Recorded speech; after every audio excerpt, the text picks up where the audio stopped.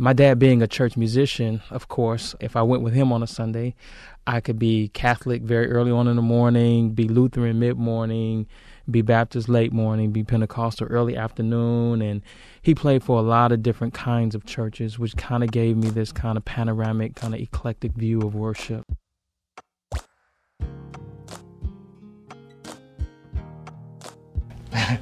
I'm not your traditional kind of pastor, and I'm okay with that. He is just real. Like you said, he's human. He's a warmly intense, welcoming person. Sometimes you don't know who you are until you know who you're not.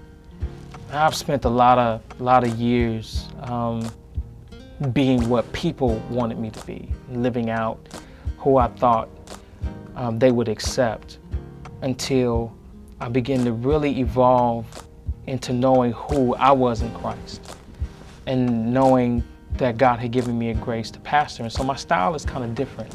Patrick does not necessarily say how you should worship or why you should worship. He leaves it to you and your relationship with God as to how and why. So there is no, this is the way it should be, this is the way it's going to be. It's how do you feel and express accordingly. I enjoy understanding who I am in Christ, and I just have taken a lot of time to kind of peel back layers and stuff and say, this doesn't work, this doesn't work. And what we see, and I would like to think what we see in our community is a very pure, authentic, and faithful pastoral gift that very human, very frail, very fragile, and yet I understand so much more now than I did then that we need a grace to live out who we are, and it is through that grace that God has been able to help me do what I do. And so I'm not your typical kind of pastor. Pastor Shafer has a saying where he says, God is the God of our realities. And he, in his preaching, brings God into our realities. I would dare say Pastor Patrick is imperfect. And that helps me because I'm imperfect. So when I come to church, and I know that my pastor does not think that he's better than me. Right. You know, you go to church and the pastors are always like, you need to get delivered, you need to do this. Well, if you come to church on Sunday, Pastor Patrick will say, okay, you know, you need to fix your attitude.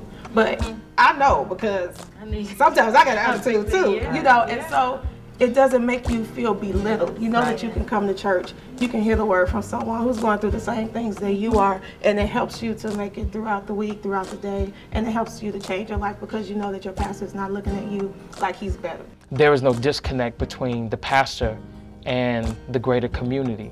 I am very much involved in our community and find myself growing as a Christian just like everybody else is growing as a Christian. He makes sure that you understand, look, I'm not above that's right certain things. Yes, you know, I struggle with things, I wrestle with things as well. Just because I'm the pastor does not make me exempt to anything. The distinction that I have with this particular community is that I invest myself in my pastoral gifts, and that's leadership, and that's vision, and that's administration, and that's preaching, and that's caring and counseling, all those different kind of things. But really I am evolving and growing and understanding myself more and more as a Christian and who I am in Christ every single day. And so I purposely don't have that disconnect within this community because those things just don't work for us. He shares himself with everyone. So I think that makes it very important. He is a wonderful young man, and I believe without a shadow of doubt that he's going to go very far.